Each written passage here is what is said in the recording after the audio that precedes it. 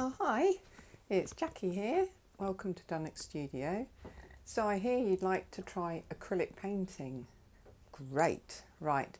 Today I'm going to tell you just a little bit about what you need to get started. So I'm going to try and keep it really simple so you don't get overwhelmed with too much.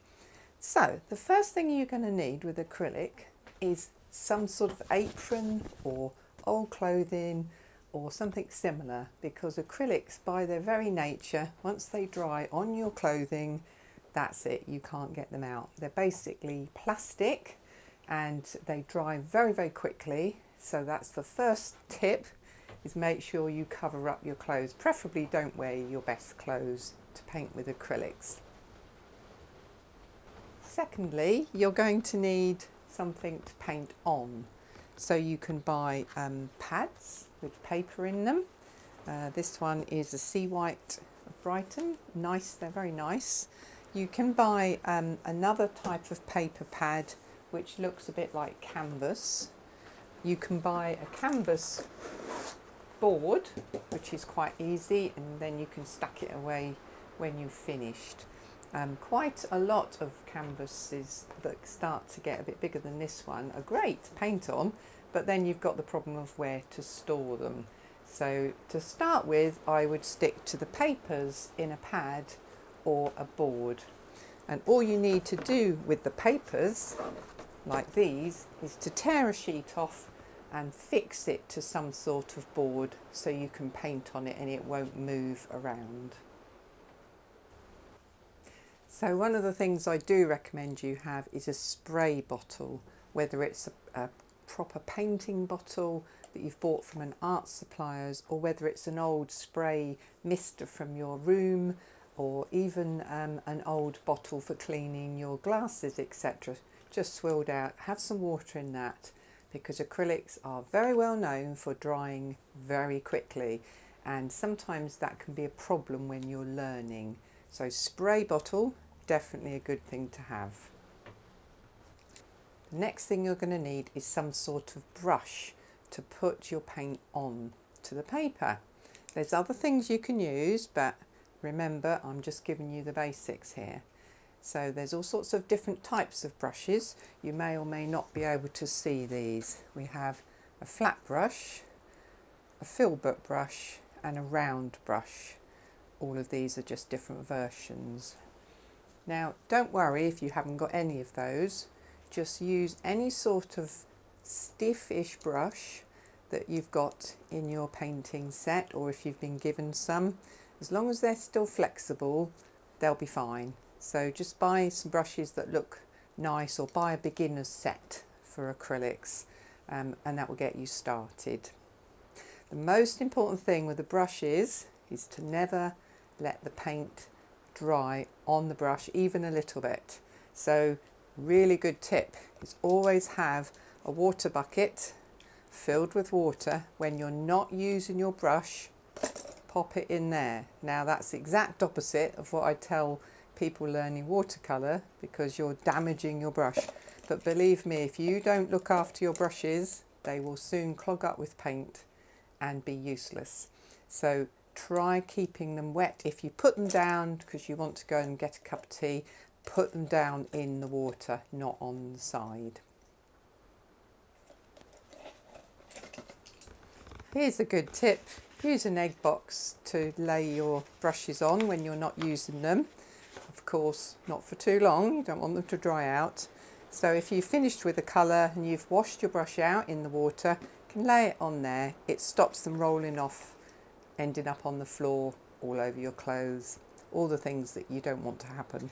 So a simple trick, egg box.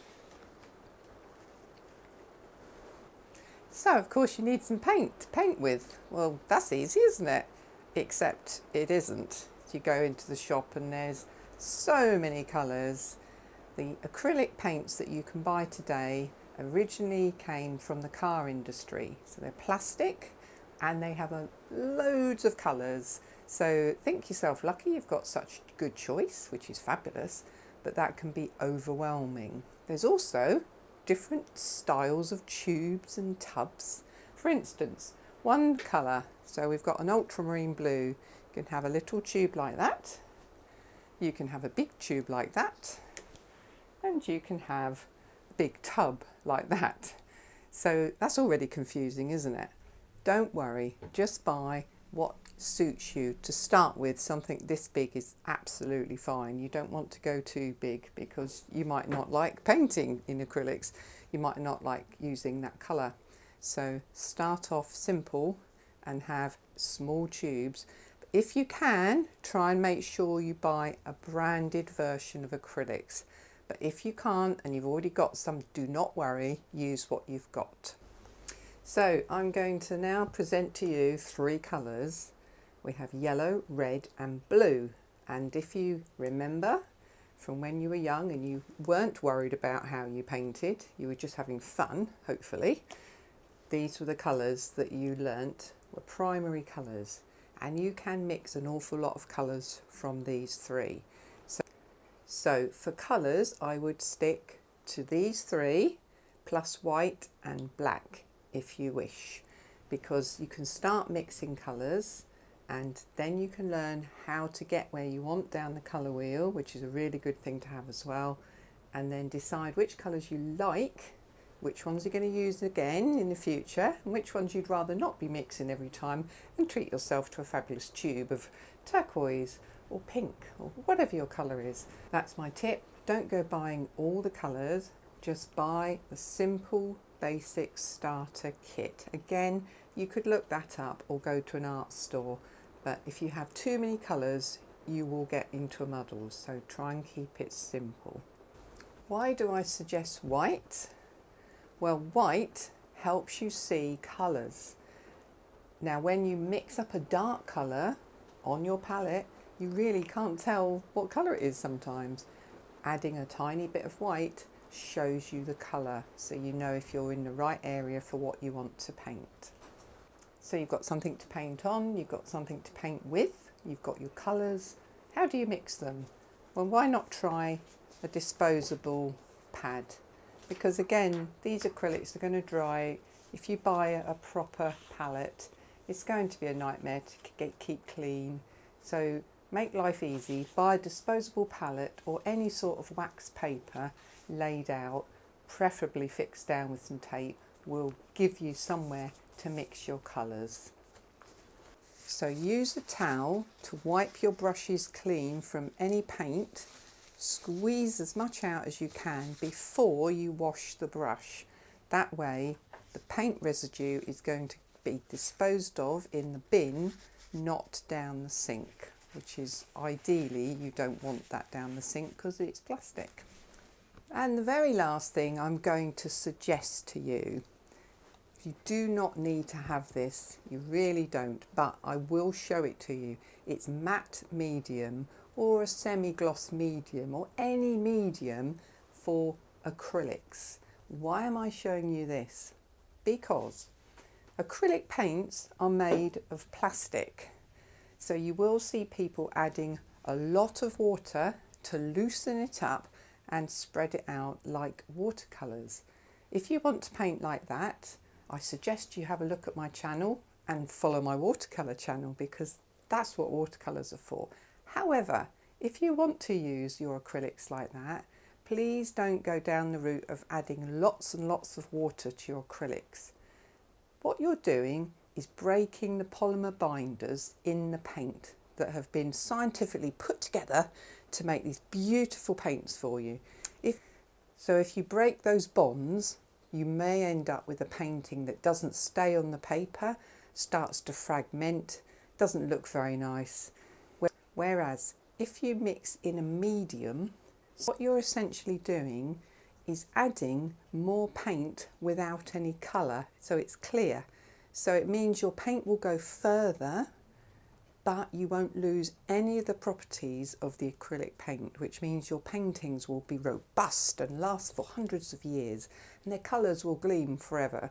And that's got to be worth doing, hasn't it?